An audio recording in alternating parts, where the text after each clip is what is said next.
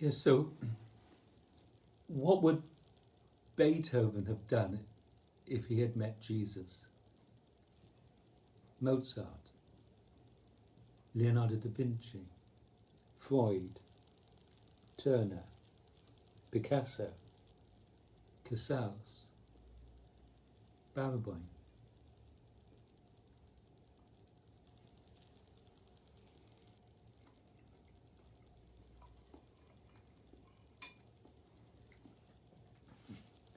We've got this thing about Jesus relating only to the poor and the meek and the mild and the lepers, and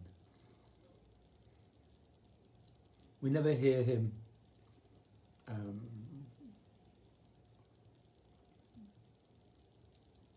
talking to any grand, important individual per se. I mean, yes, he talked to Nicodemus, and he tried to explain himself or defend himself when he was arrested.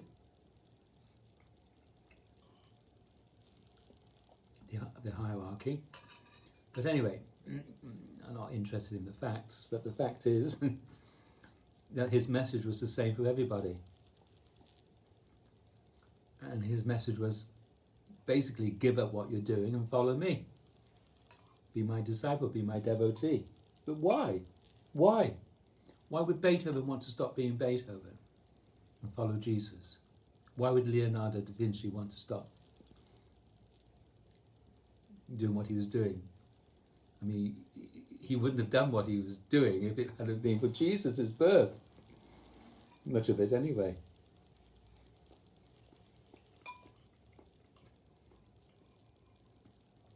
So why would people want to give up what they're doing? Because what they're giving up is their drama. They're dramatizing their emotional states.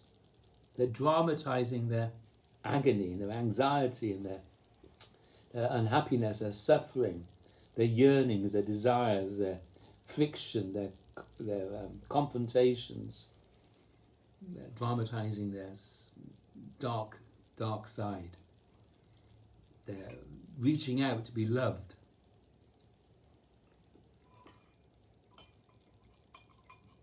So what was Jesus' message?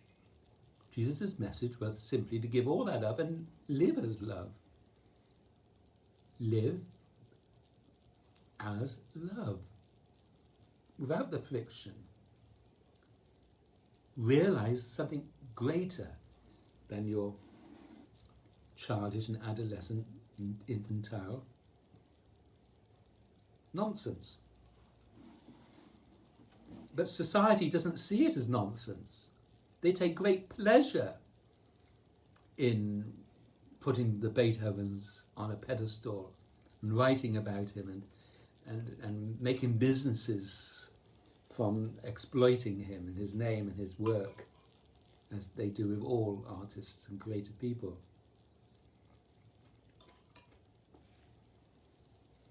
Millions and billions of pounds are made every year on the merchandise of known as Beethoven stuff, etc., etc.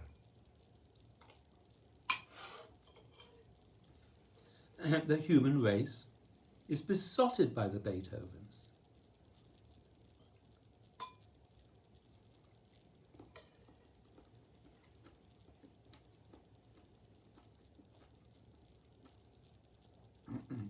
In effect, what Beethoven dramatized and produced in his compositions is exactly what the human race is doing. They're dramatizing by indulging in Beethoven's dramas.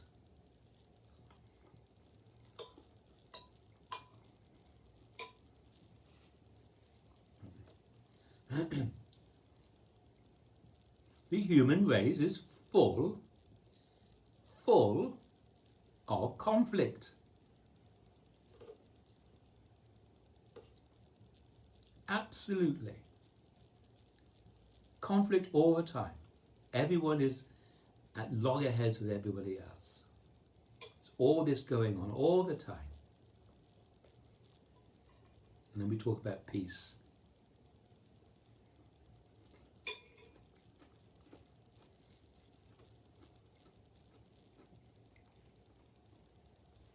You can't make peace. Peace, you cannot, there isn't a recipe to make peace.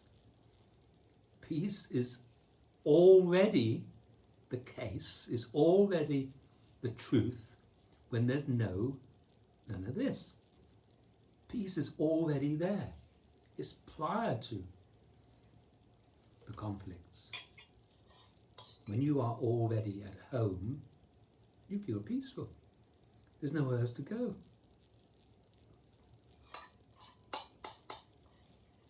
You feel at rest with whatever you're doing. There's an intimacy.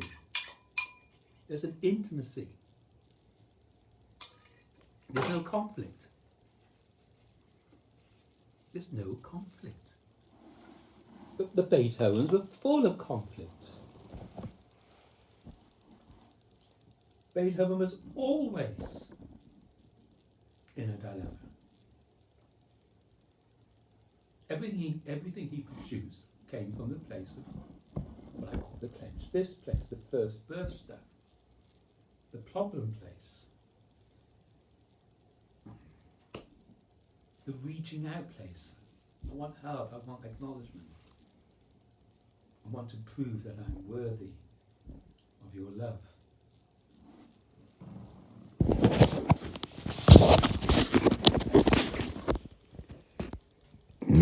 Excuse me.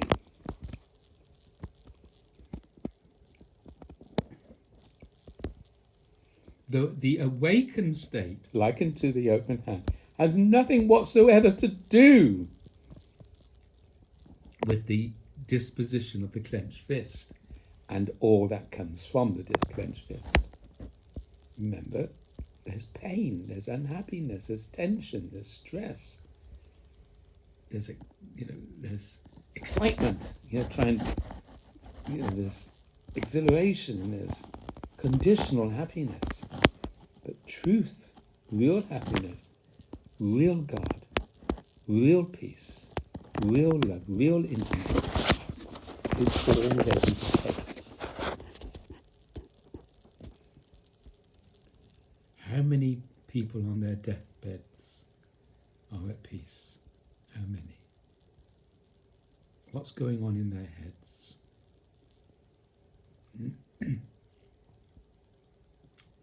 Nothing going on in mine. Absolute peaceful. Free from all that nonsense. To understand yourself, you have to understand what's not yourself. Yourself with a small s compared to self with a big S. Me with a small m compared to me with a big M. So what would Beethoven have done if he truly met Jesus, the Son of God, the Apostle of God?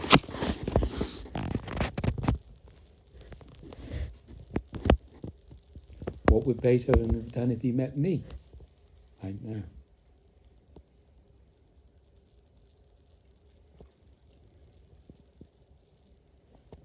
It's an ongoing drama. Ongoing. Everyone is caught up in the egoic drama, the machinery. Everyone's a cog.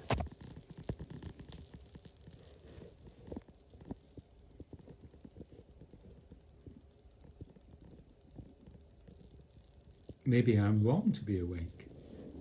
Maybe the awakened state isn't like the superior state, the already happy state. Maybe I'm deluded.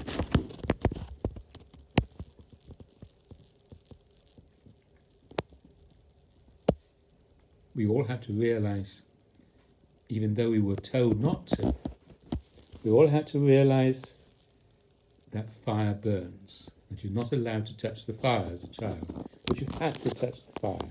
You had to touch the heater in order to realise the heat, the burning sensation. Once you've touched it, you didn't need to touch it again, but you had to touch it. You couldn't just believe in it. That's what beliefs are. Beliefs are not realizations.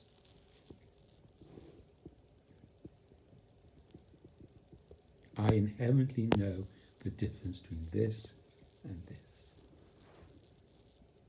I inherently know what the body-mind is like when it's like this, and now it's like this. But this isn't the opposite to this. That's the thing. It's not the opposite.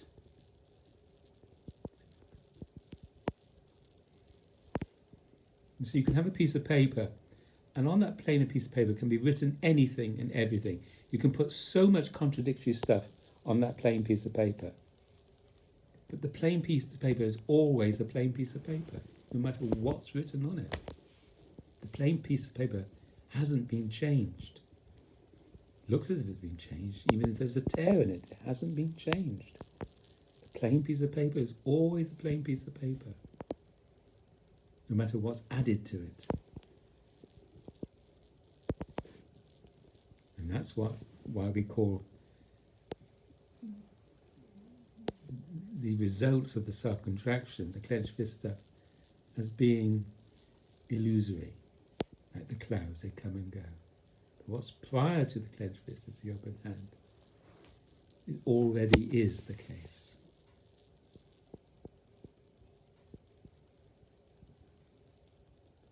Just as wetness is to water, the stillness, the feeling at home, the love bliss is our inherent quality.